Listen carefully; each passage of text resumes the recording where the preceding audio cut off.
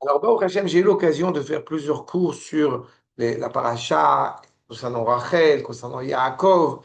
Mais comme nous sortons, Baruch Hashem, juste à peine du 11 Rejvan, peut-être aussi un petit peu rappeler et évoquer si réellement Rachel est décédée ou non le 11 Rejvan, qui est en soi aussi une question intéressante, puisque il est dans l'esprit de notre peuple établi que Rachel a été donc, eh bien, a été inhumée le 11 Rejvan. Et on va voir. Et ce que j'ai pensé effectivement qui était judicieux, c'était plusieurs questions qui me paraissaient essentielles. La première, pourquoi est-ce qu'effectivement Rachel a eu ce tel engouement, n'est-ce pas? Et puis effectivement, pourquoi est-ce que nous savons quand est-ce qu'elle est décédée? À la rigueur, on pourrait le savoir pour n'importe quel de nos matriarches. Mais il semble que dans l'esprit, je répète, dans l'esprit populaire, dans l'esprit du peuple, il y a un présupposé, une sorte de clairvoyance concernant Rachel Imenu. Vous avez en sous-titre, bien évidemment, Betamot Rachel Vetikaver Bederech Ephrata. Ça sera une question supplémentaire qu'on va devoir se poser. Où est-elle enterrée? À Bethléem.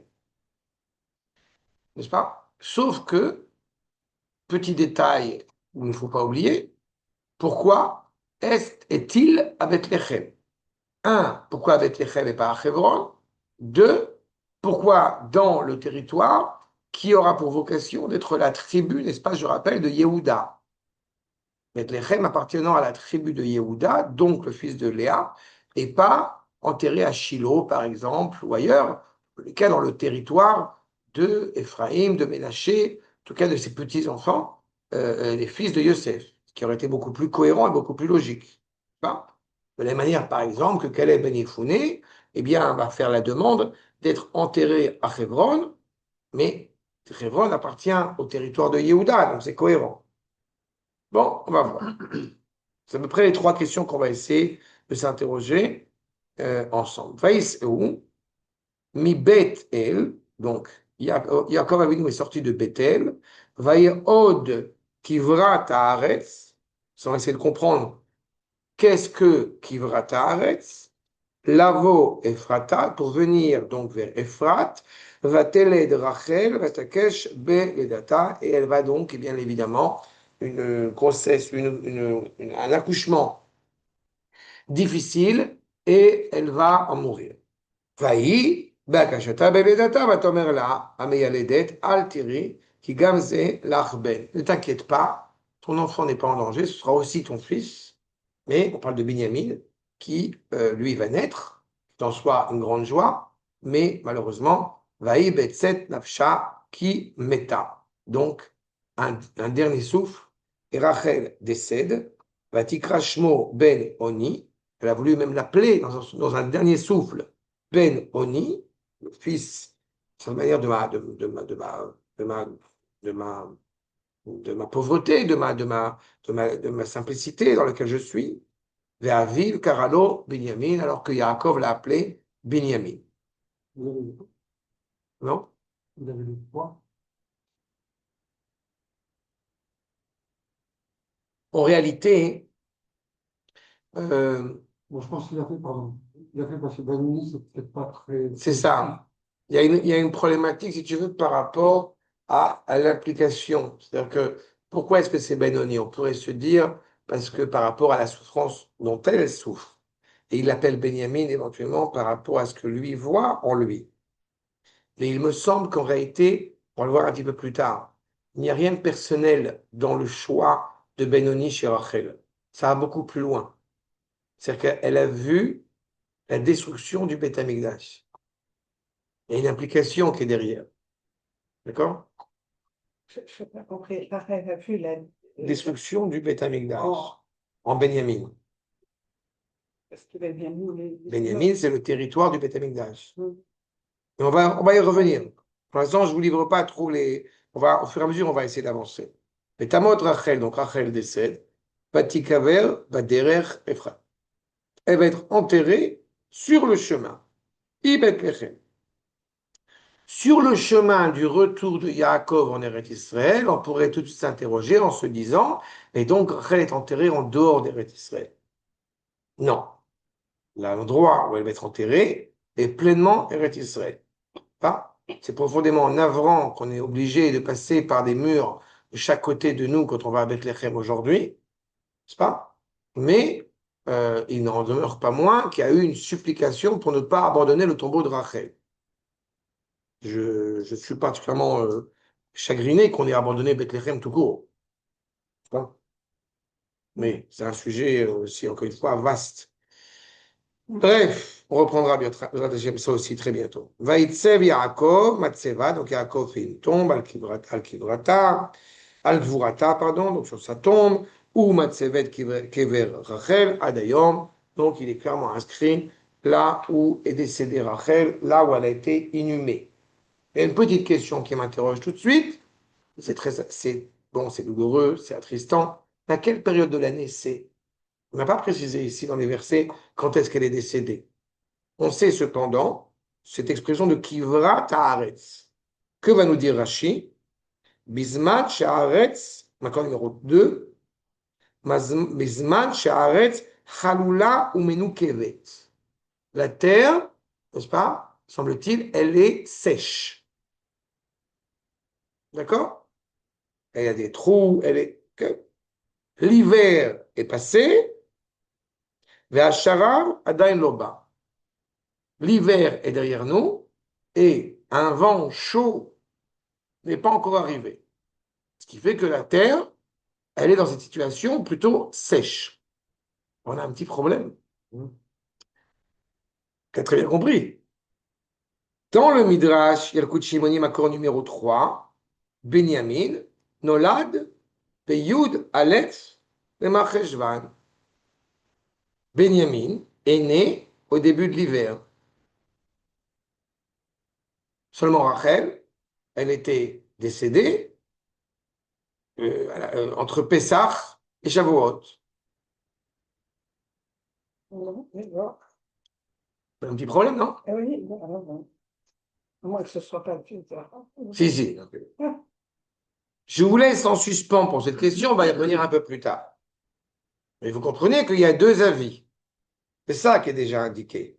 D'autant que certains vont même dire qu'il y a une faute de frappe en réalité, c'est-à-dire qu'il n'est pas décédé le 11 Rejva, mais comme il semble être décédé, c'est qu'il n'est pas né le 11 Rejva, mais comme il est né le 11 du deuxième mois, cela laisserait entendre en réalité qu'il n'est pas né donc le deuxième mois, c'est-à-dire après Tishri, mais qu'il est né en Yar. Ce qui m'arrange beaucoup aussi qu'il soit né en Yar. Qu'elle soit décédée en Yar. Ça m'arrange énormément. Mais, encore une fois, je répète, ce qui nous importe, le peuple a décidé que c'était en Rejval. Qu'on accepte cette idée. Mais il est tout à fait envisageable qu'elle soit effectivement décédée en Yar. Et ça va même dans le sens de l'identité de Rachel. Encore une fois, pour l'instant, c'est en suspens. Je ne vous ai pas encore tout dit. On n'est que prémisse. Voyons ensemble. D'abord la suite. Quand Yaakov Avinu, n'est-ce pas, va demander à Yosef Hatzadik de ne pas l'oublier et de l'enterrer à Hebron. Il y a un malaise qui va se créer à ce moment-là. Pourquoi? Parce que Yaakov demande expressément à son fils Yosef, je t'en prie, rappelle-moi à Hebron. Tu t'es soucié de ma mère? Comprenez là la difficulté? Yaakov demande ça à Yosef, et Yosef, très gêné, lui dit, mais Rachel, tu l'as pas amené à Hebron? Regardons d'abord le verset. Ve'ani, encore numéro 4. Ve'ani bevoy mi padan meta alay. En revenant, n'est-ce pas, en Eretz Israël, meta alay Rachel, be Eretz Canaan. Point essentiel. C'est-à-dire qu'il est revenu en Eretz Israël, le Baderer qu'on a évoqué, il était sur le chemin pour réintégrer la terre réelle de ses aïeux, et par conséquent, quand on dit Baderer, c'est qu'il l'a enterré à Bethléem plutôt qu'à Hebron. Mais il est indubitable que Bethléem est en soi, bien évidemment, déjà Eretz Israël. Baderer, Beod Kivra Ta'aretz, Lavo Efrata, Ve Egbara Sham Baderer ou Bethléem. Donc je vais l'enterrer là-bas. À cela va nous dire Rashi, Afalpi, Shani Matriach Alecha. Regardez ce que nous dit Rashi. Même si je t'embête, Leolicheni Leikaver Beretz Kenaan, malgré le fait, moi, Yaakov, je t'embête, toi, Yosef, à justement assurer le fait de me ramener en terre de Canaan, donc chez moi, Velo kachasiti leimecha, je n'ai pas fait comme ça à ta mère, Sharei samour le Bethlehem eta, comme elle est décédée juste à côté de Bethlehem, Vegvar Hasham, et donc je vais l'enterrer là-bas parce qu'elle est décédée là-bas. Velo olartia afilu le Bethlehem, l'afnissa laaretz. Je n'ai même pas marché jusqu'à Bethléem pour la faire rentrer en terre d'Israël. Mais je savais, Veyadati, Sheesh Belibcha, Allah et Taromot. Je savais pertinemment que tu allais me le reprocher, que tu allais en souffrir. Aval Dalecha. On va y revenir sur cette expression absolument terrible. Est-ce que Yaakov Avinu, avec l'amour qu'il portait à Rachel, vous imaginez une seule seconde qu'il n'avait pas envie de l'enterrer à Hebron?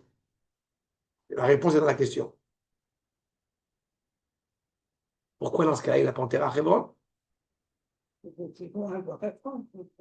Éventuellement. Il y a beaucoup de points. Il y a des écarts, mais peut-être c'est une raison climatique.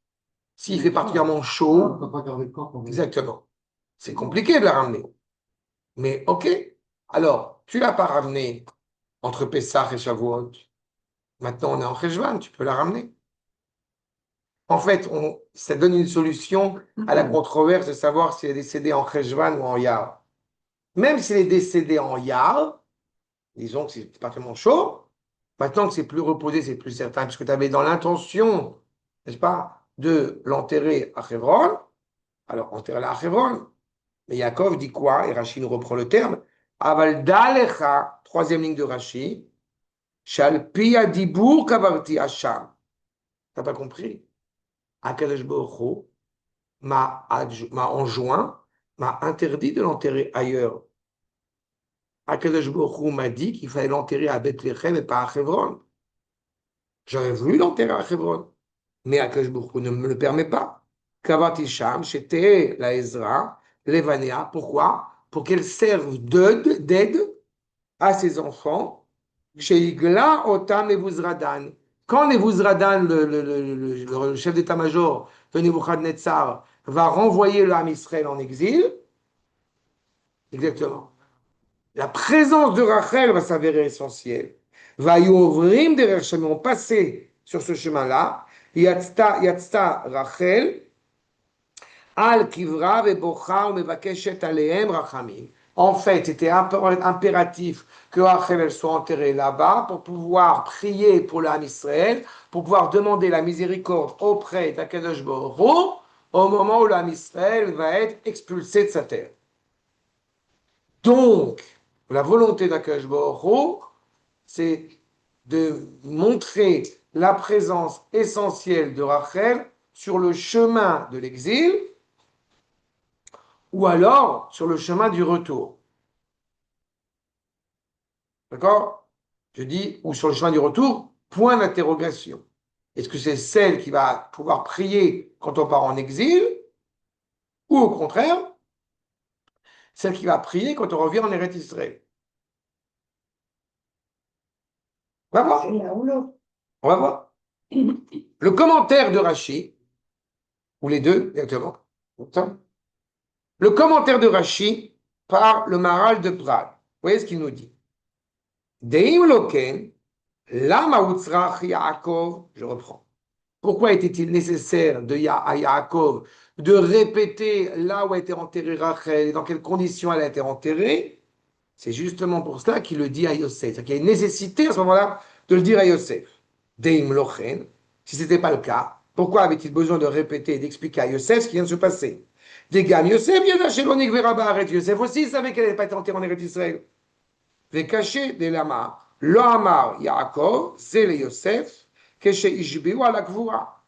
Quand justement Yaakov a engagé Yosef à le prendre pour pouvoir assurer la sépulture de Yaakov à Hebron, eh bien, automatiquement, il ne lui a pas encore parlé de cela. Et maintenant, il lui parle de cela. Velama, Amar Zata, pourquoi il le dit maintenant? Yesh lomar, ki dayolet sara beshaata. Chaque misère en son temps. Pourquoi il n'a pas dit en même temps, occupe-toi de ma sépulture à Hebron, et en même temps, sache, je sais que tu m'en veux, que j'ai pas enterré ta mère à Hebron. Parce que chaque contrariété, chaque détresse en son temps. D'accord? Que Dieu préserve quand quelqu'un il a une maladie, on ne va pas tout gérer en même temps. D'accord? Chaque chose en son temps. Parfois, il y a Gaza, il y a le Nord, il y a machin, il y a l'Iran. Ok, on va cataloguer, prendre son temps. Il n'a pas introduit, il n'a pas anticipé le drame qui pourrait se produire dans le futur. Il ne voulait pas lui révéler jusqu'à jour de sa mort. Maintenant qu'il va mourir, il lui révèle pourquoi Rachel a réellement été enterrée à Bethléem, et ce n'est pas qu'une raison technique. Ce que nous aurions pu croire. Parce qu'effectivement, elle est décédée à ce moment-là, donc il l'enterre à côté. Non, il y a une raison plus profonde. ועל כל פנים, ראוי שלא ינשכח לגמרי. Ne crois pas une seule seconde que justement Yaakov, ni Yosef encore moins, a oublié Rachel. N'oubliez pas, encore une fois dans une réalité concrète, combien Yaakov reconnaît la grande éducatrice qu'a été Rachel 40 ans après, près de 50 ans après.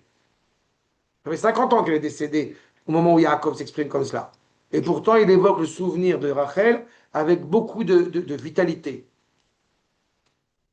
דהו מן הדברים הנעלמים, וזה היה גם כן, שלא היה מגלה את הקץ, il n'avait pas révélé la fin des temps jusqu'à son dernier souffle, jusqu'à sa mort.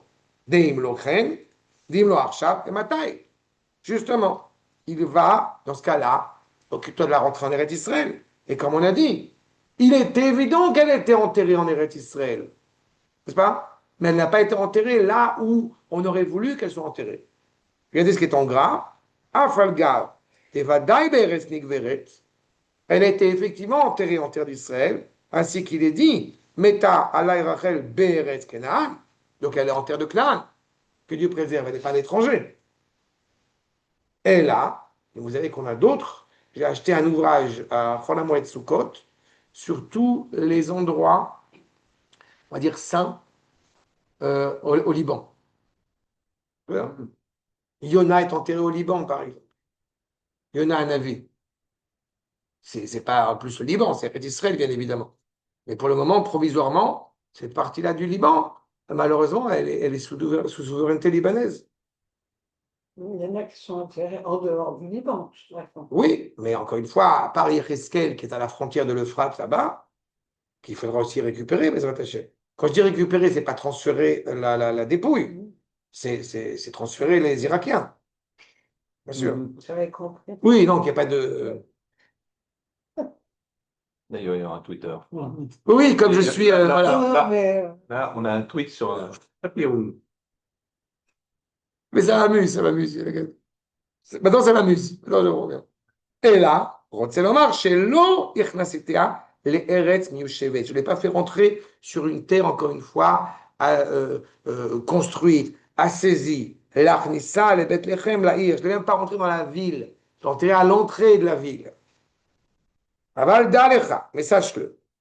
Vegbera Sham, donc encore une fois, je l'ai enterré là-bas. Ça laisse entendre que ce n'est pas, encore une fois, seulement une question ponctuelle. Bon, j'ai vu un trou sur le chemin, je l'ai enterré. Non, je l'ai volontairement enterré là-bas, en réalité. Justement, il fallait l'enterrer là-bas, et pas ailleurs. là où elle est morte, en fait. Non, plus que ça. Il fallait l'enterrer à cet endroit-là spécifiquement. Il y a une question que vous ne m'avez pas demandé, si vous êtes gentil, que vous n'avez pas posée. On parle de Ham Israël qui va sortir à cause de la Babylonie, et elle va être là pour pleurer le statut de ses enfants. N'est-ce pas? Mais ses enfants, ce n'est pas tout l'âme Israël. Ses enfants, a priori, c'est Yosef et Benjamin. En tout cas, c'est Ephraïm, Ménaché et Benjamin. Les tribus, en tout cas, même au niveau tribal, ce sont ces trois tribus-là. Ce n'est pas tout le peuple juif. Et pourtant. D'accord? Comment ça? Alors, on va voir. Mais vous comprenez qu'il y a une question qui est posée. Le statut de mère. Mais elle est là. On a 4 matriarches, d'accord? Et on a 2 matriarches qui sont les mères des tribus. Je ne vais pas parler de Bila et de Zilpa, mais on a 2 matriarches qui sont les mères des tribus. Rachel et Léa. C'est elles qui construisent le foyer de Israël. Et pourtant, jamais Yaakov n'a appelé Léa ma femme, alors que Rachel il a dit Ishti, il a enterré son épouse Rachel. Et deux, Léa est de même la mère d'une partie des tribus. Et pourtant, on ne parle pas des larmes de Léa. On ne parle pas de la prière de Léa. Mais on parle de la prière de Rachel. Et on parle de la prière de Rachel qui ne commence pas et ne s'arrête pas à l'échelle de Ephraïm, Ménaché et Benjamin. On parle de Rachel qui, semble-t-il, pleure pour tous ses enfants, c'est-à-dire tout le peuple juif. Comme si Rachel était devenue, encore une fois, à part entière, la mère du peuple juif. Comme Yaakov, tout à fait. Alors que Yaakov, lui aussi, lui et Israël, entre guillemets, sont les pères de Ham Israël. Veim Tomar, lama Rachel bocha yoter mishara imaot. Le Maral s'interroge. Si tu te demandes pourquoi est-ce que Rachel, elle pleure plus que les autres mères, dans le Midrash Echarabati, à Marsham, dans le Midrash sur la Megillat Echa, en introduction, les fils de Rachel et Menou omeret la Kadosh Baruch Hu. C'est parce que Rachel dit à Kadosh Baruch Hu, Ma subanaï shekach eveta alem pour un autre. Qu'est-ce qu'on fait, mes enfants, pour que tu leur renvoies de tels drames? Im bishvil avodah zara shenikret Sarah. Si c'est parce qu'ils ont fait l'idolâtrie, c'est appelé une misère. Et là, alors, Avti Ishi Yaakov, ve'avad bi sheva shanim. J'ai aimé Yaakov, mon mari, il a œuvré pour moi pendant 7 ans. On a payé le prix de l'idolâtrie qui devrait être récusé et abrogé. Puisque Yaakov, il a pris sur lui de travailler 7 ans juste pour moi. Donc il a donné sa vie pour cela. Ulvasov, Natanavi, l'eau est achoti leishai. Alors qu'en fin de compte, au lieu de me donner moi à Yaakov, il a donné ma sœur. C'est quoi le rapport? T'as compris la problématique?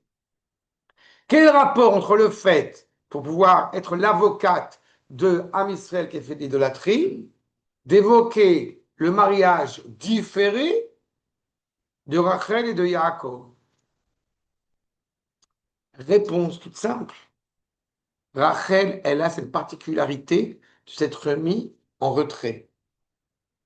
Même quand elle aurait pu faire croire à Yaakov qu'elle était avec lui plutôt que Léa, elle s'est tue en fin de compte.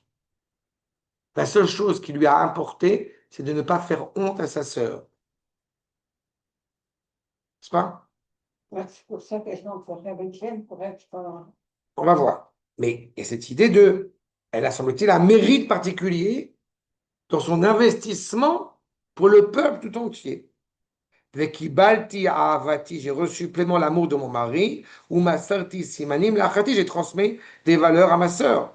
Ani basarvadam, je suis de chair et de sang. Ve'atam ele rachman, toi tu es un roi miséricordieux. Encore plus à la kama vekama, chez terachem aleem, sois encore plus miséricordieux à leur égard. Ve'akash bochur, meshiv, il y a un yesh sachar le peulater, ve'shavu banim, me eretz oyev. Il y a un mérite, il y a une récompense à ce que tu as fait. Et la preuve, c'est que les enfants, encore une fois, eh bien, les fils, vont revenir dans leurs frontières, vont sortir de la terre ennemie. Ainsi que cela est dit, on va l'étudier tout à l'heure dans quelques minutes, ces versets de Hermiaou justement, mais en tous les cas, qu'est-ce que nous devons comprendre? Bishvil sheyada Rachel, car Rachel savait que Yaakov Raoui sheisa shtenashim.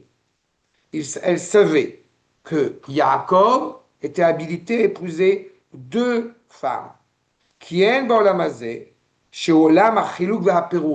Parce que ce monde-ci est un monde très compliqué.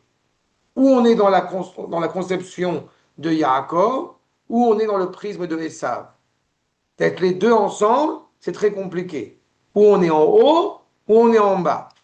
On peut pas être à la fois en haut et en bas, si, quand on s'appelle Yaakov. On se dira, quand on s'appelle Israël. Mais ces deux dimensions-là, comme j'ai coutume de l'expliquer, c'est les deux dimensions qui font que Yaakov va épouser Rachel et que Israël va épouser Léa. C'est la même personne avec deux dimensions. D'accord? Donc, on est dans une réalité séparatiste. Raoui chez Yaakol d'Ardout, avec un seul objectif, retrouver l'unité, la terre de l'unité, le peuple de l'unité, etc., etc. Veim lo Yaakov rak isha achat, hayu Israël echad. Ça veut dire que si Yaakov n'avait épousé qu'une seule femme, alors on aurait eu Israël un, pleinement uni. Mais cela aura impliqué que Rachel est en mesure d'être à la fois l'épouse de Yaakov, entre guillemets, et à la fois l'épouse d'Israël. Aussi. Non. Parce que la On aurait dimension. été un, ça aurait été magnifique. Oui, mais d'abord sur le pshat, sur le sens obvi, tu comprends que c'est Lavan qui a fait des bêtises. Mais au-delà de ça, il y a une complexité. On a du mal à comprendre qu'en réalité, comme tu dis très bien, on a cette expression de l'unité qui est essentielle à l'échelle du peuple. Mais ça voudrait dire qu'en réalité, par exemple, il faudrait que, c'est pas, par exemple, de mettre en place un peuple qui va à la fois étudier la Torah et à la fois à l'armée, par exemple. D'accord? Ce qui serait en soi pas possible, puisque tu sais, quand on est quelqu'un qui étudie la Torah, surtout on ne va pas à l'armée. Non, mais. C'est la petite. Oui, bon, d'accord, Mais tu as tout à fait raison. C'est ça le aurait problème. été, ça Oui, aurait mais été c'est un problème, magnifique. ça aurait été Dès le magnifique, départ, on aurait mais été c'est un problème essentiel parce que le monde n'est pas encore prêt. Plus sérieusement, le monde n'est pas prêt à recevoir cela. C'est peut-être aussi que nous, les Juifs, on a cherché ce que c'est que l'unité. C'est-à-dire que l'unité, c'est pas quelque chose d'inné. En fait, on est entre les. On a besoin de. Pour être juif, on a besoin de chercher ça. Non, j'aurais pas été dans ce sens-là. Non. J'aurais été, en revanche, dans cette réalité où le monde, automatiquement, a une tendance séparatiste. C'est très difficile de parler à la fois, parce que dans l'échelle du monde, dans l'état même du monde, il y a une scission à l'origine même de la création. Akadosh Baruch Hu a façonné les cieux Oui, c'est vrai. et la terre. Il a toujours fait en deux. Exactement. Et cette dualité-là, elle peut s'avérer, encore une fois, difficile à gérer par l'homme. C'est pour ça qu'il fallait impérativement que Yaakov reçoive la bénédiction, mais qu'il ne puisse la mettre en place qu'au moment où il deviendrait Israël. Yaakov a vu en Rachel son identité première. Cette identité est rattachée au Kodesh, à la Torah. Il l'a vu tout de suite en elle. Mais il a vu aussi, c'est pour ça qu'il pleure. Je vous renvoie à un autre cours que j'ai fait sur le secret du baiser entre Yaakov et Rachel, mais il s'est mis à pleurer. Il a vu aussi, dès le départ, que cela aurait une implication dramatique. Pourquoi j'ai évoqué le fait que Rachel voit la souffrance qui s'annonce, comme je l'ai indiqué tout à l'heure, c'est parce qu'elle voit bien que le Beth Amikdash construit dans le territoire de Benjamin, le premier comme le deuxième d'ailleurs, vont être détruits. Ça veut dire qu'il y a une inadéquation ou d'un point de vue spirituel ou d'un point de vue matériel à assumer cette présence pleine d'Akadosh Baruch Hu dans le monde. Le premier, une inadéquation matérielle. Le deuxième, une inadéquation spirituelle. Et le troisième Beth Amikdash, lui, sera la pleine cohésion entre les deux. D'accord? Archa, l'Efechach, donc encore une fois, elle a reçu pleinement, je reprends. Alors Aya Yehuda, Miléa, Ephraim et Rachel, les deux royautés, n'est-ce pas? Yehuda vient de Léa, Ephraim vient de Rachel. Que Moshe lo yachatsu la'atid, leimot HaMashiach, comme il n'y a pas de, justement, cette scission, ce mélange au temps messianique, Mipnei Shirata Rachel davarze, Kibla Me'ava. Rachel, quand elle a compris qu'en réalité, eh bien, celui qui va diriger, c'est justement Yehuda à la fin des temps et pas Ephraim, il n'empêche qu'elle a accepté ça avec amour. Puisqu'elle a accepté ça avec amour et donc humilité, elle est digne que quand elle va prononcer cette effet-là, j'ai envie de dire que le monde s'ouvre pour elle, que le Ham Israël soit sauvé en son nom. C'est clair ce que je suis en train de vous dire? C'est en fait le retrait, l'humilité qu'elle a eue. Et pour assurer même, justement, eh bien, ce projet et la réussite éternelle de ce projet, où est-ce qu'elle est enterrée? Sur le territoire de Yehuda. C'est-à-dire qu'elle prend sur elle ça. Et je répète, elle se met en retrait pour que le peuple juif puisse pleinement, encore une fois, exister. C'est pas la même chose que Moshe qui rentrait pas. Non, mais par contre, tu as fait, je me suis dit, tu vas le dire, mais tu n'as pas dit. C'est la même chose en revanche que Yosef Hatzadik, que grâce à lui, la mer, elle s'est ouverte. Non. C'est exactement cette problématique-là. Le monde, à l'inverse, se met en retrait en faveur de Yosef. D'accord? Les fichach, gamken, raoui sheimchol Hashem. De la même manière que Rachel, eh bien, elle, la bien-aimée, elle a pris sur elle, justement, d'agir pour le bien du peuple. Alors, on attend de Akadosh Baruch Hu que lui aussi, eh bien, il expie, il excuse le peuple pour ses iniquités, pour ses erreurs. Parce que nous vivons dans une réalité dualiste. C'est très compliqué, on va dire encore une fois, à l'échelle individuelle, il existe une tension, n'est-ce pas, entre la neshama et le corps. Cette tension, elle existe, on ne peut pas l'ignorer. Elle existe aussi à l'échelle de la nation tout entière. Et c'est quoi la Avodah justement? C'est l'expression de cette tension. Adain Avodah Zara Baolam, il y a une réalité où il y a de l'idolâtrie dans le monde. Zewa Gorem l'Israël Arto. C'est ce qui va encourager malheureusement Israël à fauter. Chez Zéou Mechisaron, chez Ubaolam ou Miminago. Si on était, comme malheureusement j'aime à le souligner, si on était le Vatican, que Dieu nous en préserve, on n'aurait pas de problème. Pas le Vatican taref, un Vatican cachère. On n'aurait pas de problème. Parce qu'on ne se mêle pas, on est justement, on ne va pas à l'armée, etc. Mais sauf que ce qu'attend de nous un Akash Borou, c'est justement d'être dans cette cohérence pleine. Donc c'est compliqué. Rachel, il rachamim. C'est pour ça que c'est justement Rachel qui demande la miséricorde. Sharei ba, nire sheolam hazeh mesugal shiye bo shniut vetzara baolam perud, sheinu mesugal le ardut. Parce qu'on voit avec la problématique, la complexité de Rachel et donc de Léa, que la dualité existe, inhérente à ce monde, et qu'elle n'est pas capable d'envisager l'unité, et que par conséquent, eh bien, il est nécessaire que de la même manière que Rachel a pris sur elle d'accepter cette dualité, alors qu'elle était elle la femme par excellence de Yaakov, de la même manière, elle se tourne vers Akash Baruch Hu, accepte la possibilité de cette dualité, parce que le monde est ainsi construit, est ainsi créé. Est-ce qu'elle s'en réjouit? Bien évidemment non. Elles s'en désolent. À la fois pour le drame que cela engage à l'échelle du peuple, mais aussi pour la réalité du nom un d'Akadosh Baruch Hu.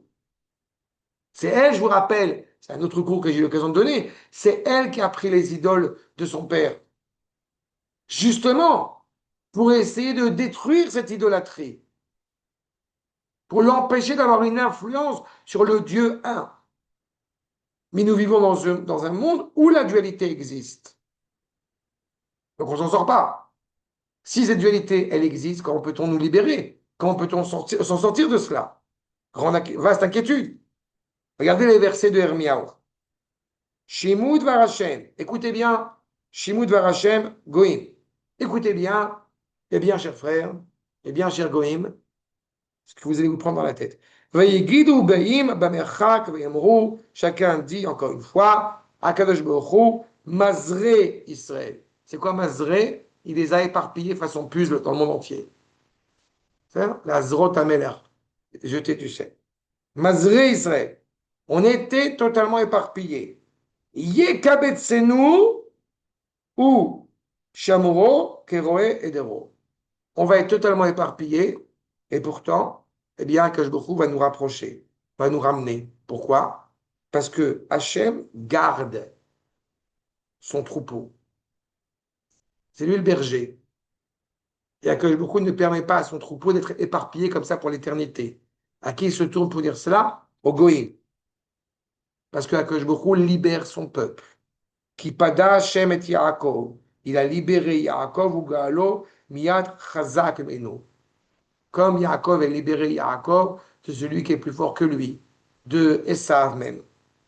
Ou Baou Verinenu, et tous vont se réjouir, Bimarom Tzion, élevé à Jérusalem, Venaru El Tuv Hashem, éclairer et chanter la bonté d'Akadosh Baruch Hu sur la récolte, al Dagan, al Tirosh, al Itzar, al Benei Son, sur la récolte agricole, sur le vin, sur le blé, okay, sur les olives, mais aussi les enfants, le peuple. Benetson ou Bakar, le troupeau, les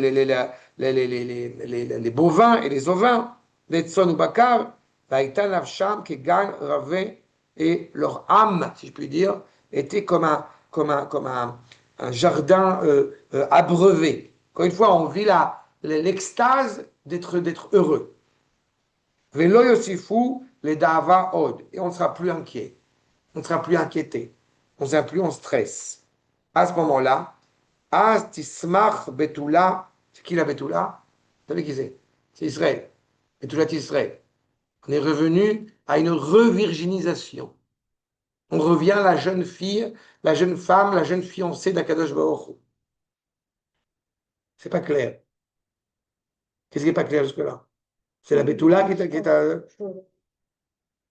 comprends pas Qu'est-ce que t'as pas bien, compris? mais bon. La betula, qu'est-ce que t'as pas compris? Revenu. Revirginisation. On s'est écarté, on a fait l'idolâtrie, on s'est fourvoyé, on s'est souillé. C'est plus que purifié. C'est plus que purifié. Le lien qui est métaphorisé, qui est allégoriquement exprimé entre Akadosh Baruch Hu et nous, comme j'aime à le répéter, c'est Arastir Leolam. Tu es ma fiancée pour l'éternité. En fait, le lien d'amour qui existe entre un fiancé et sa fiancée, qui est relativement court, en fin de compte, mais il met en évidence le fait d'un amour qui ne tient sur rien. Quand le fiancé et la fiancée, à la différence du marié et de la mariée, où il y a un amour qui s'adresse aussi à niveau physique, qui a un rapport physique qui existe, alors que le fiancé et la fiancée, eh bien, c'est un amour justement très intense qui ne tient pas sur le rapport physique. Pour mettre en évidence le fait que le lien qui nous rattache à Akadosh Baruch Hu est un lien qui ne commence pas et ne se termine pas par nos actions, mais qui commence d'abord par un amour, encore une fois, absolu entre le Créateur et nous. Et nous pourrions penser que nous sommes tellement souillés, n'est-ce pas, que nous ne pouvons pas nous rapprocher d'Akadosh Baruch Hu. Et bien justement, la jeune fille va de nouveau se réjouir. Bamachol, en dansant, ou Bachurim, ou Zekenim, Yachadav, et donc vont tous s'unir, la Farti Avalam, et je vais transformer leur deuil en joie. Avalam, les Sasson, Venichamtin, je vais les consoler, Vesamartim, mi Yegona, je vais les réjouir pleinement de toutes les douleurs, de toutes les détresses dans lesquelles elle a pu se retrouver. Veriveti nefesh kohanim, et je vais abreuver l'âme des kohanim, des chaînes, ve'ami et tuvi, et mon peuple, de tout mon bien, de tous mes bienfaits, isbeun et umachem. Les kohanim vont être abreuvés de leur soif, mon peuple va être rassasié de la parole d'Akadosh Baruch Hu. Ko amar Hashem, c'est là où ça apparaît. Ainsi a parlé Akadosh Baruch Hu. Kol Berama Nishma, la voix sur la plaine de Rama. C'est où Rama? Oh, il fait beurre. Rama, c'est là où David Amelech avec Shmuel, encore une surprise intéressante, c'est là où David et Shmuel eh bien, ont mis en place l'organisation pour construire le Beth Amikdash. C'est là où ils ont mis en place la discussion pour construire le Beth Amikdash. Beth Amikdash, je vous rappelle, qui est sur le territoire de Benyamin, fils de Rachel. Qui a discuté de cela? David, fils de Léa.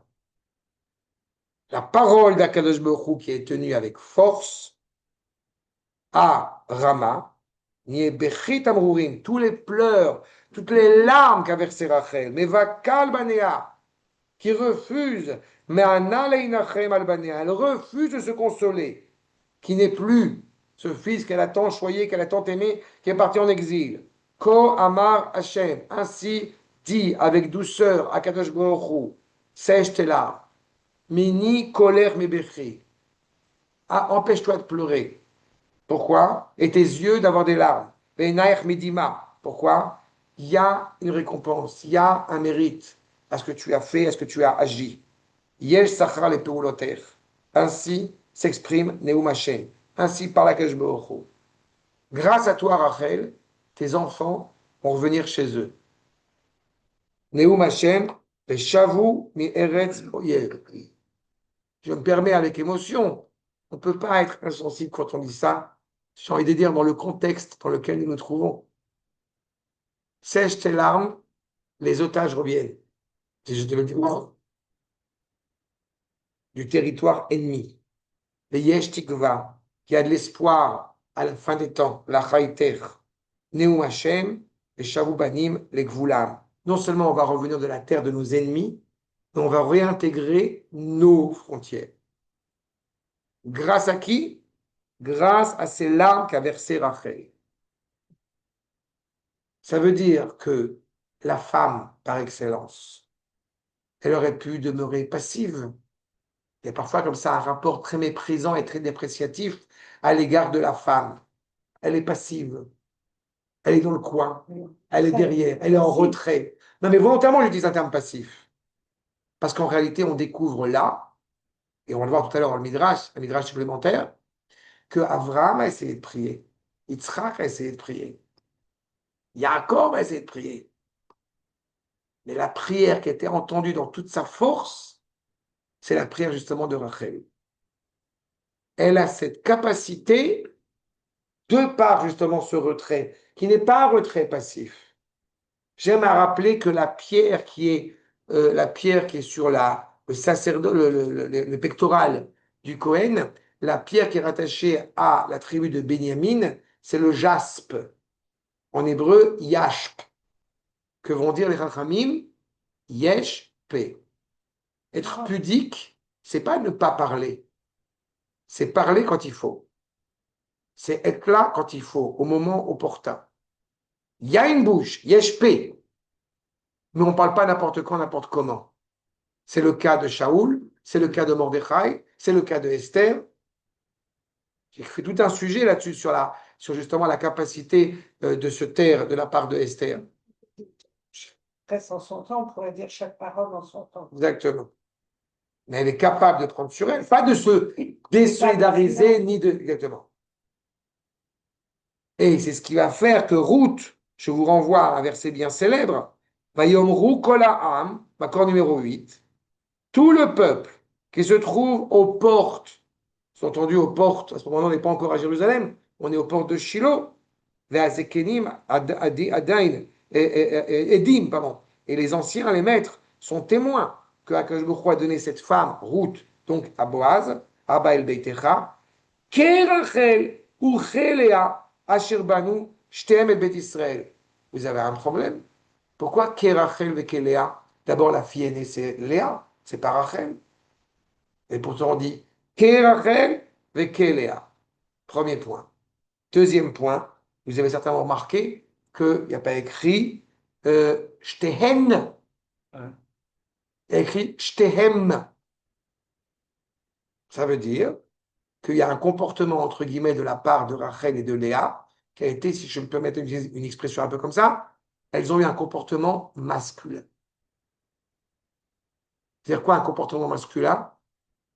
On rentre dedans, on construit. La femme est en retrait, son rôle est essentiel dans la tradition juive. J'ai besoin de vous expliquer que c'est grâce à Sarah qu'on a su virer les Arabes. C'est grâce à Rivka que Yaakov a reçu la bénédiction, etc., etc. Mais ce n'était pas un rôle qui est sur le devant de la scène. Ce qui ne le rend pas moins important. Mais c'est la notion de pudeur, encore une fois, qui est en retrait, alors que nous savons pertinemment, comme dit l'expression célèbre, derrière un grand homme, il y a une grande femme. Sont combattantes comme elles sont dans la Torah, quoi. J'ai encore souvent, et dans plusieurs cours je l'ai évoqué, on m'a encore demandé aujourd'hui, les soldats m'ont demandé pourquoi est-ce que l'identité juive passe par la mère. Mais parce que la mère, c'est d'abord et avant tout le rapport à la nation. Emouna, Uma, c'est encore une fois cette filialité qui ne passe que par celles qui sont profondément investies dans notre lien à Akadosh Baruch Hu. C'est par elle que passe la confiance envers Akadosh Baruch Hu. C'est par elle que passe le lien à la nation. C'est par elle que passe le Rosh Chodesh. C'est par elle que, puisqu'elles n'ont pas fauté à la faute du veau d'or, c'est elles qui n'ont pas fauté à la faute des explorateurs. Donc il y a une intuition féminine qui est essentielle pour le sens de l'histoire. Elle le porte en elle. C'est Rachel qui refuse de se consoler. D'accord? Ok. Pas plus parce qu'elle porte les enfants, non? Non, c'est parce qu'elle est ce qui elle est qu'elle va porter les enfants. Elle est animée par la matrice.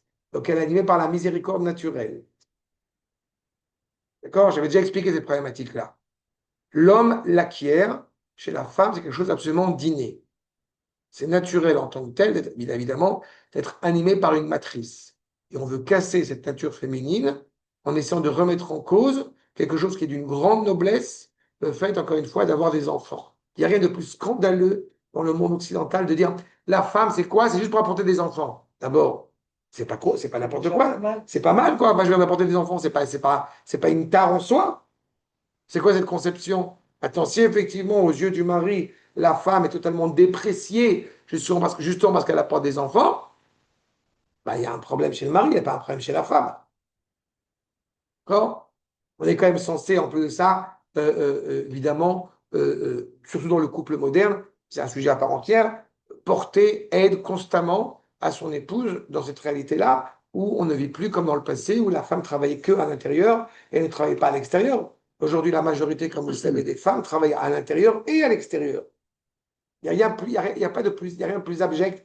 Et ça, c'est un avis personnel, mais qui est souvent évoqué dans plusieurs interventions sur les femmes.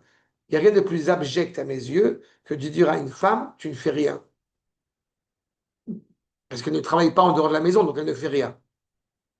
C'est totalement absurde et abject surtout. D'accord? Et je suis bien placé pour en parler. Je vois, et mon épouse travaille à l'extérieur et à l'intérieur. Et je vois bien, encore une fois, la valeur pédagogique que mon épouse apporte à nos 4 enfants. Donc on ne peut pas être méprisant quand on est authentique par rapport à cela.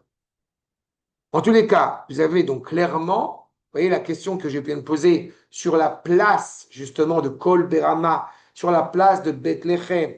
Regardez s'il vous plaît, ma corde numéro 9, les enseignements du Rav. Kvurat Rachel, Ibechel Koshel Yehuda. L'enterrement de Rachel, la sépulture de Rachel, elle est, comme on l'a dit, dans le territoire de Yehuda. Verama, Ibechel Koshel Benyamin. C'est-à-dire que quand David et Shmuel ils vont réfléchir à l'emplacement du Beth Amikdash, ils sont sur le terrain de Benjamin. Rachel est enterrée sur le terrain de Yehuda. Et là, במקום חידוש האידאה של בית המקדש, שם נשמע גם ilala al Khorbana. Là où on a pris conscience, justement, de la construction du Beth Amikdash, c'est là où il y a eu aussi déjà une complainte assumée de sa destruction. Je reprends ma question de tout à l'heure. Rachel, c'est celle qui prie pour l'exil ou qui prie pour la Géoula? Tu as suggéré, je pense que je suis assez d'accord avec toi, je pense que c'est les deux. C'est pour ça qu'elle est sur le chemin. Et sur le chemin, elle n'est pas enterrée en dehors d'Eretz Israël. C'est pour l'exil, mais pas pour demeurer éternellement dans l'exil. C'est-à-dire que elle refuse de se consoler tant qu'on n'est pas revenu chez nous. Mais c'est-à-dire qu'elle est sur ce cheminement-là. Parce que si effectivement elle n'était vouée que à demeurer en dehors d'Eretz Israël, dans ce cas-là, elle n'aurait pas été enterrée en Eretz Israël.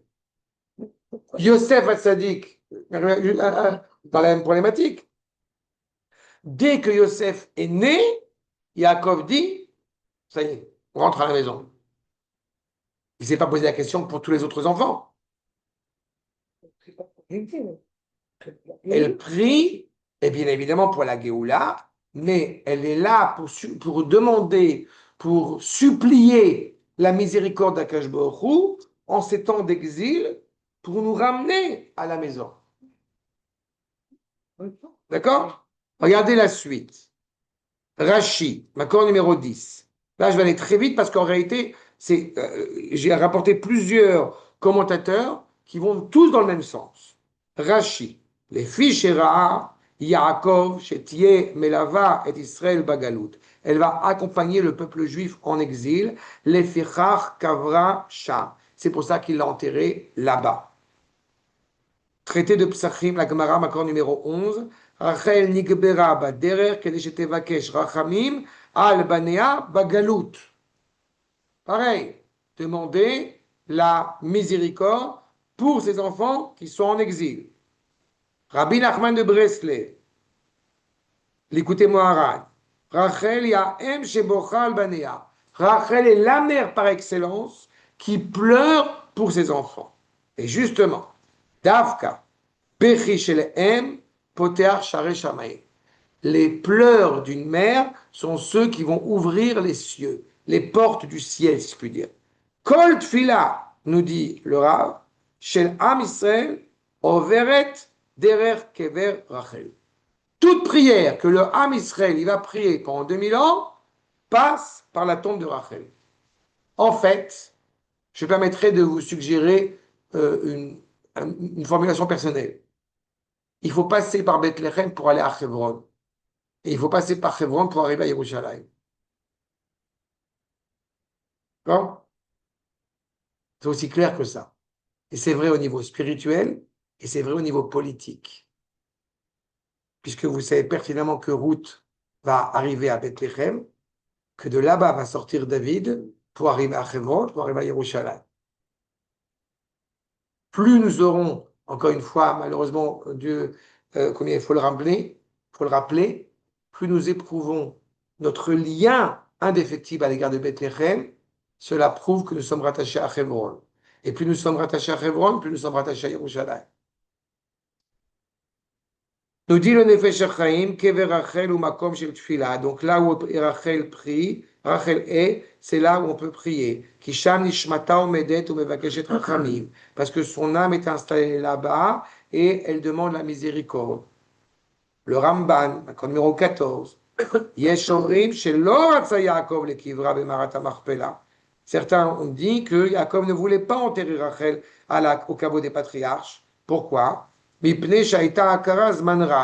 Parce qu'elle était stérile très longtemps. Et alors? Mais en réalité, le Maramban va contre cela et dit Avala Emet hi, les filles, Sheyada Beruach HaKodesh, She'atid Israël, Liot Niglin al Yada.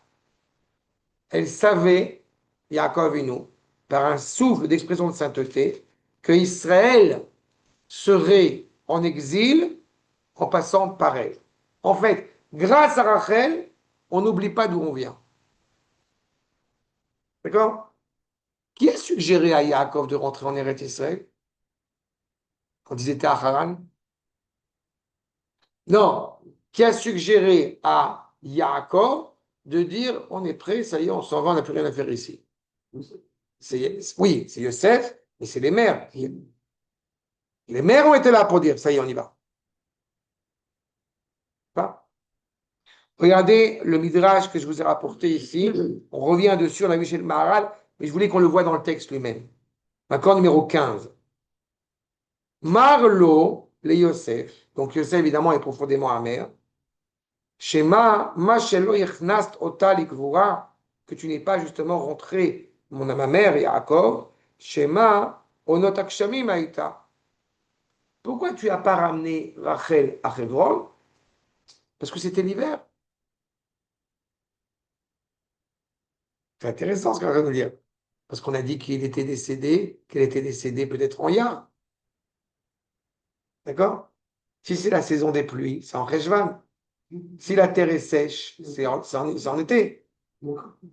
C'est Yosef qui dit ça. Maroli Yosef, Shema, Shelo yichnast ota likvura, Shema onot akshamim aïta. Bon, j'accepte, tu l'as pas enterré parce qu'il pleuvait, c'était compliqué de la ramener à Hebron. À Marlo, là, bon, Kivratares, la voie Efrata, Ben Pesar, la Hatzeret. Non, non, c'était pas la saison des pluies. On était entre Pessah et Shavuot, donc la terre était sèche. Bezman Shaaretz Menupa, Veolechet Uba, Kekivrat, Shecholim, la alors, non, on pouvait marcher. Alors je comprends pas. Si tu n'as pas de raison climatique de ne pas l'avoir ramené à Hebron, pourquoi tu ne l'as pas ramené à Hebron? Tu peux marcher si c'est en été, si c'est au printemps. On peut ramener une personne, elle ne va pas pourrir tout de suite, puisque justement c'est en printemps. Si c'est en hiver, ça pleut, c'est compliqué de la ramener à Hebron. Mais au printemps, tu aurais pu la ramener à Hebron. Non. Amarlo Yosef, Zorarsha, dans ce cas-là, si tel est le cas, décrète maintenant, Va'ani ma'aleota vekovrota. Décrète maintenant, et je prends ma mère Rachel, je vais l'enterrer comme il faut. Amarlo Yaakov, En atayechol, tu ne peux pas. En atayechol, béni, Shelo kavartia sham, ela alchi adibur. On reprend ce qu'on a évoqué tout à l'heure avec le Maharal, et je voulais qu'on le voit dans le texte, vraiment le Midrash lui-même. Tu ne peux pas l'enterrer là-bas parce que je ne l'ai pas enterré là-bas par dépit. On dit par dépit. Je l'ai enterré là-bas. Oui, d'accord. Comment? C'est ça. Je l'ai enterré. Je ne l'ai pas enterré à Hebron parce que ainsi ça devait se produire. Parce que Akash Baruch Hu m'a indiqué comment je devais l'enterrer et où je devais l'enterrer. Chez Afani, plus que ça. Chez Af, Ani bikashti le'alota velikovra. J'ai demandé à Akash Baruch Hu, laisse-moi l'enterrer là où il faut. C'est ma femme. Velo inecheni Akash Baruch Hu, mais Hachem ne m'a pas laissé. Chez les Marvekevra Sham, tu vas l'enterrer là-bas. Maoucham al Piadibur. Là-bas, selon la parole du Créateur. Et là, chez Galoui Vetsafou, évidemment, parce que Akash Baruch Hu savait le fond de la problématique. Chez Galoui Vetsafou, les Fanam, il savait pertinemment que chez Sof Bet Amikdash, a-t-il que le Beth Amikdash malheureusement va être détruit, ou Banav Atidim, et donc ses enfants dans le futur vont sortir en exil, Bagola, et donc on va voir les patriarches. Priez pour l'homme Israël,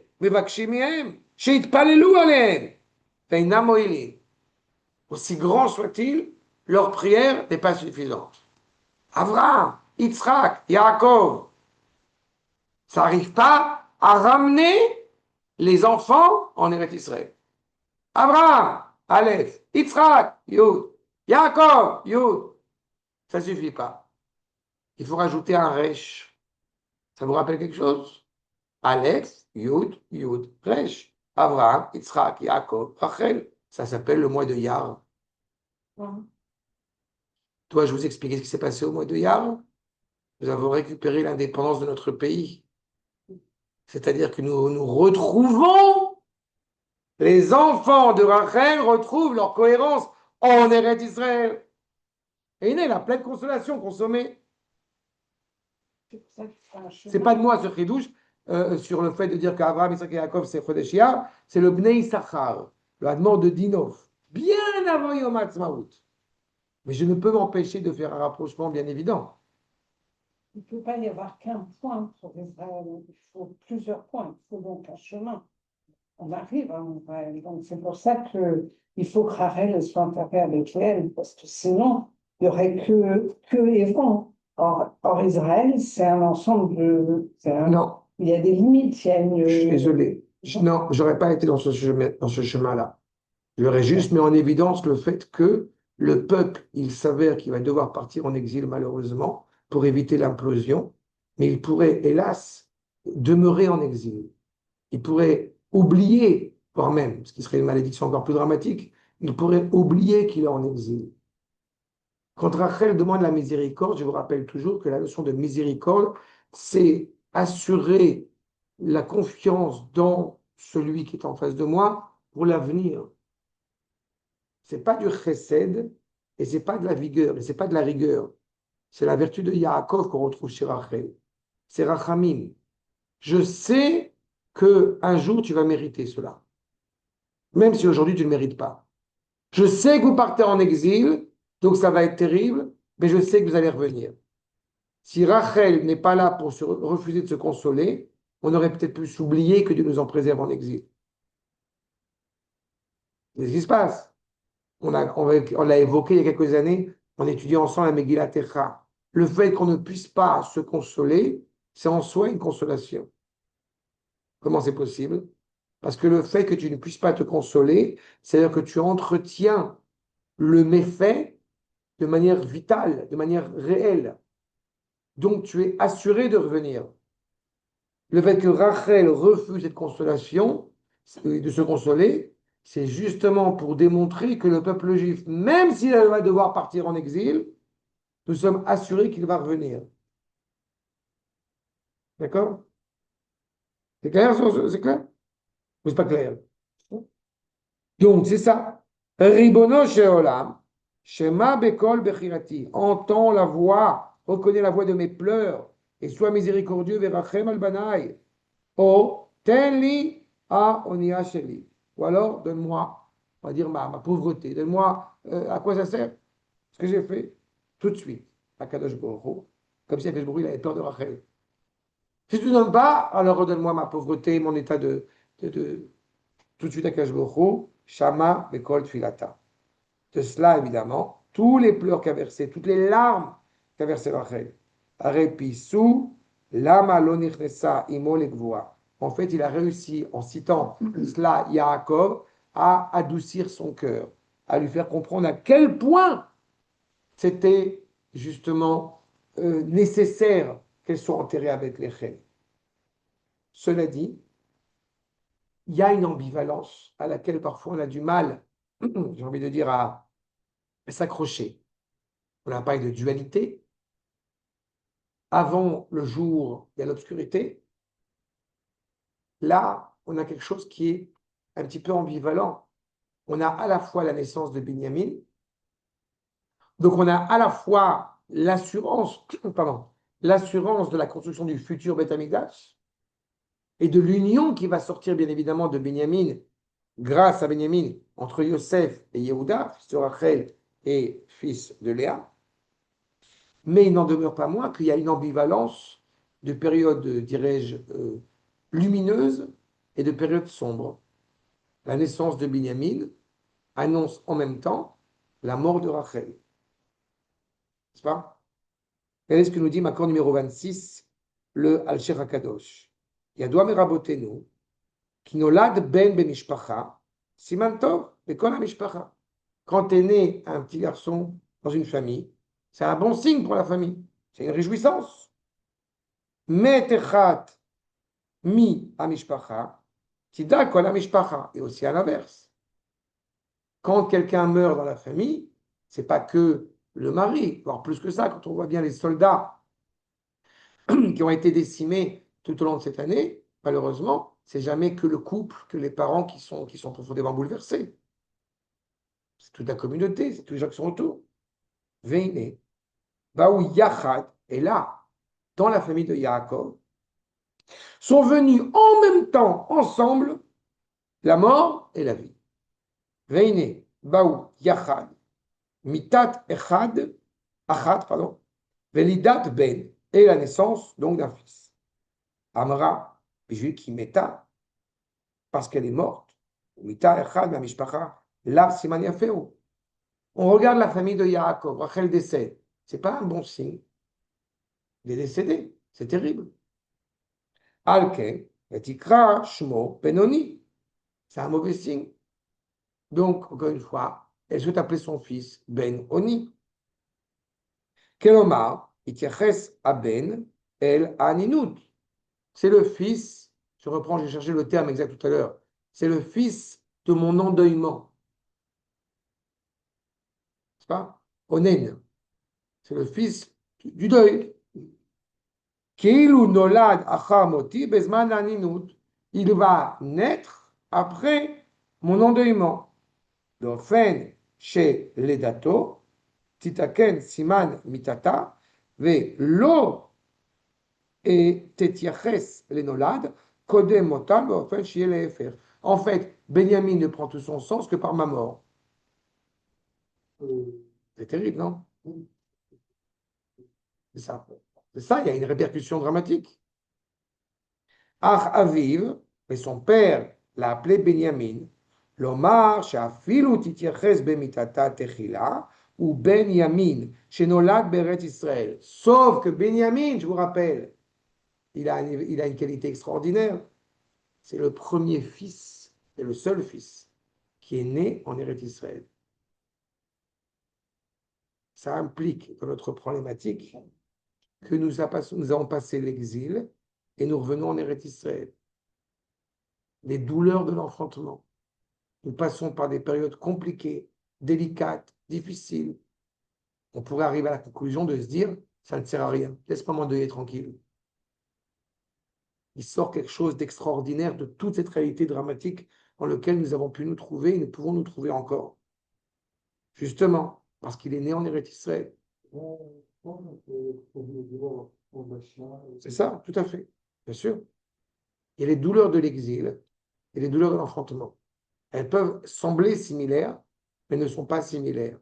Vous avez déjà dit dans plusieurs cours, plusieurs interventions, à quel point je ne partage pas l'idée de faire une comparaison entre Simchat Torah et Auschwitz. Nous ne sommes pas dans la même répercussion. Tu ne peux pas comparer, et tu es bien placé pour en parler en plus, par ton fils, tu ne peux pas comparer Toulouse à Simchat Torah.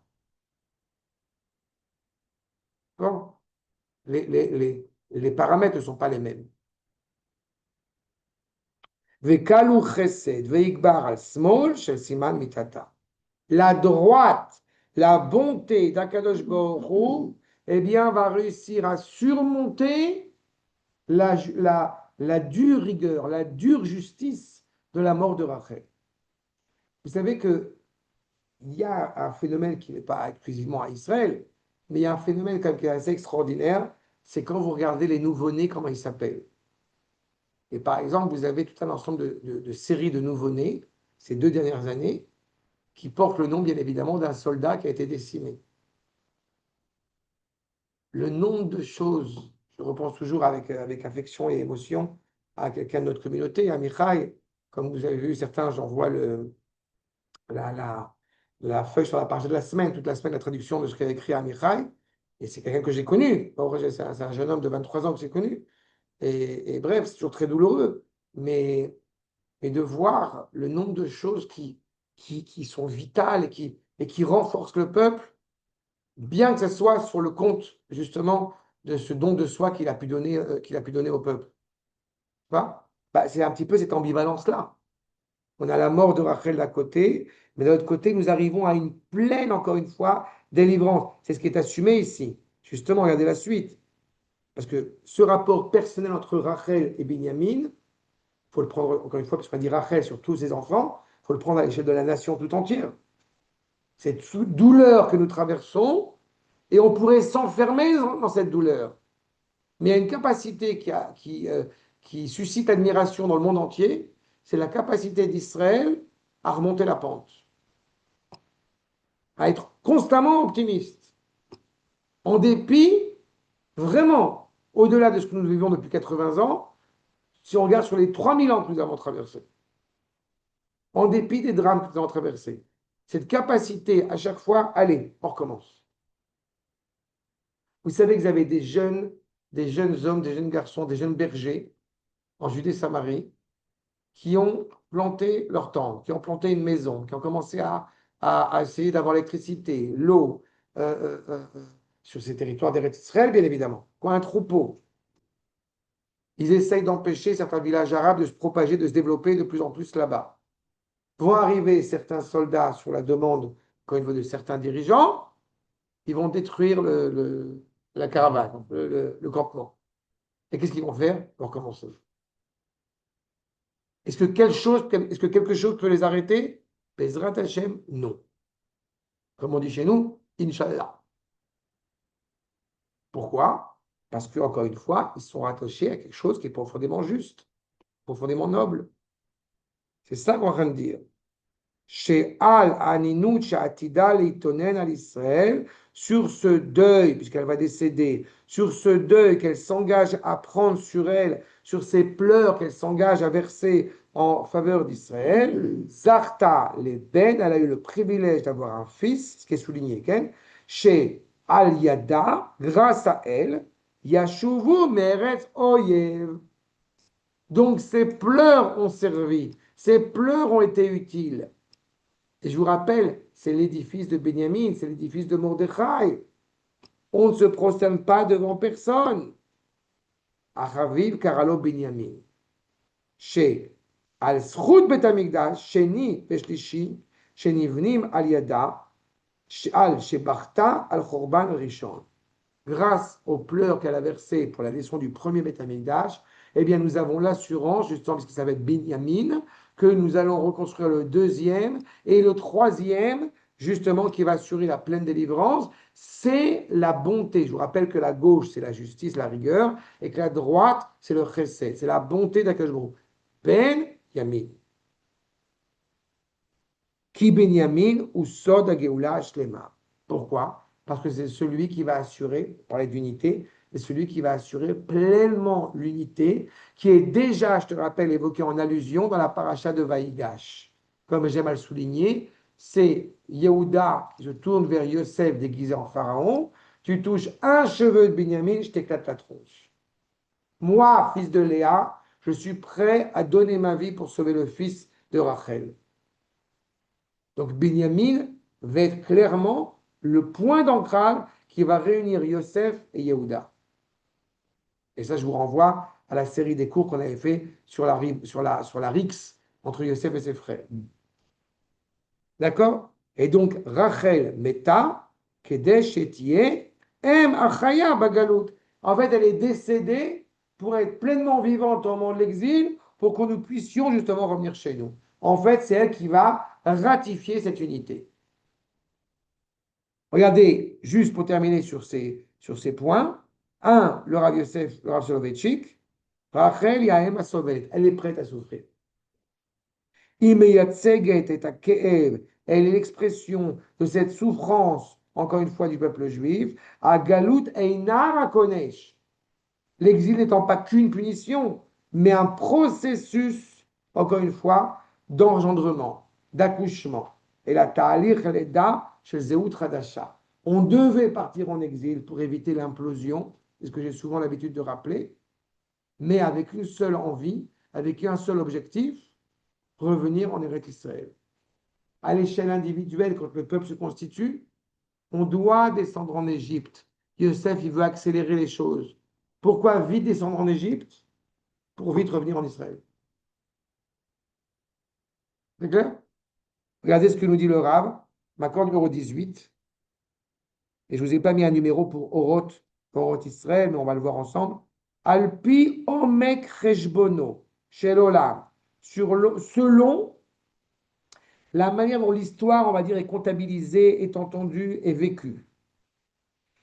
Nous sommes en mesure, nous pourrons être en mesure d'entendre, d'écouter, Bekol Berama, chez Rachel, nous serons en mesure d'entendre la voix de Rachel qui résonne et qui pleure sur ses enfants, Mevakal Banea, Amenet qui refuse encore une fois de se consoler de ce qui arrive, de ce qui advient à ses enfants, à Tartonim Alalou, Asher Mitzad Ochot Chayem Shel Bnei Gilam, Ve'alach Rayonotehem Inam Mushpalim, ils sont dépréciés, ils sont humiliés. De cela, elle refuse de se consoler. Kol Karben et Amon ont tellement, encore une fois, méprisé, spolié. Amon, Rabat chez la Ouma, au milieu, encore une fois, de la nation. Asher Beat Tikvata, mais son espoir n'est pas vain, comme vous l'aurez compris. Baou Ad Kedem Mesirut Nafsha. Pas seulement, quand le Rav parle de cela, en fait, ce n'est pas seulement les pleurs de Rachel qui nous indiquent ici. Comprenez que cet article a été publié après le massacre de Hebron. En fait, de qui on parle ici? Pas des pleurs de Rachel seulement, mais des pleurs des enfants de Rachel, qui, grâce à Rachel, ne vont pas perdre espoir, justement. Ils ont donné leur vie remplie d'espoir. Je voudrais utiliser un exemple très contemporain. Vous savez que le Rav Shmuel Eliyahu, à une des guerres au Feretzuka, vous pouvez trouver la vidéo sur Internet, elle est connue. Il raconte, il relate le fait que le Rav Mordechai Eliyahu, qui a été opéré assez souvent pendant cette période-là, qui est malheureusement vraiment malade, il a demandé à ce qu'on le prenne, on l'amène directement à Bethléem pour prier pour les soldats. Et le Rav Shmuel Eliyahu profite de l'occasion en lui demandant, tu sais que des soldats ont dit qu'ils ont vu, parce qu'il a dit qu'il a été prié pour Rachel, il a été prié sur le tombeau de Rachel pour qu'elle vienne en aide encore une fois, pour qu'elle console Am Israël, pour qu'elle vienne en aide et qu'elle évite que les enfants en souffrent. Et le Rav Shmuel dit, et tu sais qu'il y a des soldats qui ont dit, il y avait une femme habillée en blanc, et qu'ils ont vu, et qui les a sauvés de pas mal d'embûches. Non, entrez pas dans cette maison, il y a une bombe, elle n'est pas là, etc. Et ils disent, ils l'ont vu, des gens tout à fait consciencieux, ils ont dit, comment t'appelles-tu? Elle leur a répondu, je suis Rachel Imeno. Rachel. Alors, non, étrange. Mais qu'il y ait eu des miracles pendant cette guerre au Metsuka, c'est évident. Après qu'ils aient vu Rachel, bon, mais c'est pas grave. Ça leur a fait plaisir, ça leur a fait du bien. On a envie de dire, mais vas-y, voyez Rachel. Tout le monde était là-bas. La vraie question, c'est pas Rachel qui était là. C'est clair que Abraham, Yitzhak, tout le monde était là-bas, avec les Chayalim. Seulement, alors Shmuel demande au Rav Mordechai Eliyahu, tu as entendu cette histoire, qu'est-ce que tu en penses? Bah, évidemment que c'est vrai, c'est moi qui l'ai envoyé. Elle a dit que c'est moi qui l'ai envoyé. Voilà ce que dit le Rav Mordechai Eliyahu. Mais c'est incroyable, c'est extraordinaire. D'accord? C'est Rachel. D'accord? C'est absolument gigantesque. Ce don de soi des soldats, ce don de soi, d'où ils le puisent? De la force de Rachel qui refuse de se consoler. Kamaem les malas. Je vous rappelle, le Rav il dit ça il y a plus de 80 ans.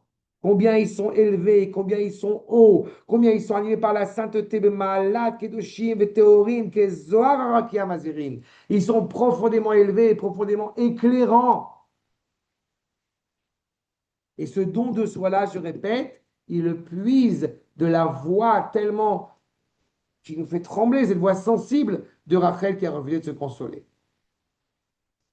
D'accord? Donc ça valait le coup de parler de Rachel. On termine avec un petit passage dans Oroth, s'il vous plaît, avec le Rav Kook, Oroth Israël Betriato, Ashrei Aish, combien est heureux celui qui sait entendre, Ashomea et Kol Nishmato Mitor Ma'amakav, combien est heureux celui qui est capable d'entendre, je veux dire, la voix qui murmure au sein de sa neshama. Ve'ashrei Ha'am, et encore plus heureux, le peuple Amazin et Ed Akol, qui va se faire entendre l'écho de cette neshama globale, générale de la nation. Cette âme-là qui anime la nation au moment de son retour sur sa terre, c'est un volcan. Mitor Ma'amaka, à la fois des souffrances et à la fois du bonheur de se retrouver sur sa terre. Ve'ashrei Amakshiv Ataor, celui qui est capable d'écouter la pureté, encore une fois, de cette voix qui est entendue. Mitor Ma'amakav, encore une fois, elle se révèle évidemment en provenance de la volonté d'Akadosh Baruch Hu, Théora ou Gdusha, pure et saine directement. Quelle est cette voix? Oro Shel Mashiach, la lumière de la messianité qui était enfermée dans d'affreuses souffrances, en prison. Natun Bekila et Surim Shel Amka Amakim. Cette voix profonde de la Géoula, de la messianité, du retour du peuple sur sa terre, qui a été, encore une fois, enfermée, justement dû à notre exil. Il est temps qu'elle sorte, elle bouge, elle fait des révolutions. Comme j'aime à le répéter, vous auriez pu imaginer il y a 2 ans que nous serions là où on est aujourd'hui. Il y a une voix qui fronde, qui brûle comme ça. Ou Be'et Ketzageoula, justement au moment de la fin. Et seulement une voix va être capable, en mesure de révéler toute cette luminosité qui va éclairer le peuple juif par la mer. Encore une fois, ce que vous devez bien entendre ici, c'est qu'en dépit de toutes les colères, de tous les rêves, de toutes les dualités que chacun va évoquer, c'est-à-dire que j'aimerais que la délivrance, ça se passe comme ci, ça se passe comme ça. En réalité, Rachel, elle est engagée dans ce processus justement de l'exil et du retour en terre d'Israël. C'est pour ça que le Rav nous dit clairement, lisez les 3 dernières lignes, 4 dernières lignes. Vous voyez, Rachel mevakal banea, donc elle refuse, on retrouve ce verset que nous avons lu, ve'akol ole, la 1, 2, 3, 4, la 5e ligne, 6e ligne, en partant du bas, akol ole ou mit'ale, cette voix gronde, cette voix s'élève avec un instinct de vitalité, en acte concrètement. Betrunot rayon ou machashava, en pensée, en acte, Betrunot amon goïm, veruach haritzim, tous ces pourris qui voudraient porter préjudice, qui voudraient empêcher cette voix d'être entendue, ne pourront pas l'empêcher. Parce que cette voix, elle transcende, justement.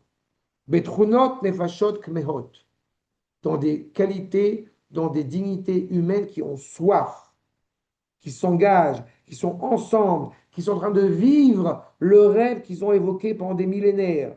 Betrunot chalomei chalomot, koasim et katsvim. Il y a la colère qui gronde, ça bouge. Betrunot anshe ishuv ou metinut, des gens qui s'installent, qui se développent, qui se perfectionnent. Trunot anshe kodesh, mashkivu mekavim, des qualités chez des gens, cette voix qui gronde chez des gens qui sont animés par la sainteté, qui sont en train d'espérer, de regarder, d'observer, d'agir. Tout ça qu'il faut avancer le processus de la délivrance. Cette voix-là, qui est la voix de « allez », eh bien, cette voix-là, elle prend sa source chez Rachel Imenu. C'est l'authentique consolation. C'est pour ça qu'il lui dit « Mina'i colère mebechi » empêche-toi de pleurer, parce que ça y est, je les ramène. Ne pleure pas. Il y a une récompense à ce que tu fais. Parce que non seulement ils reviennent de la terre de leurs ennemis, qui est une première étape, mais en plus de cela, nous réintégrons pleinement notre terre. Donc, à mes yeux, en tous les cas, c'est, il me semble, le sens essentiel. Pourquoi ça a autant d'importance, pourquoi ça a autant percuté le Ham Israël à travers toutes les générations, que le souvenir de Rachel, encore une fois, et que ses prières soient pleinement une bénédiction pour l'Am Israël. C'est clair? Ah?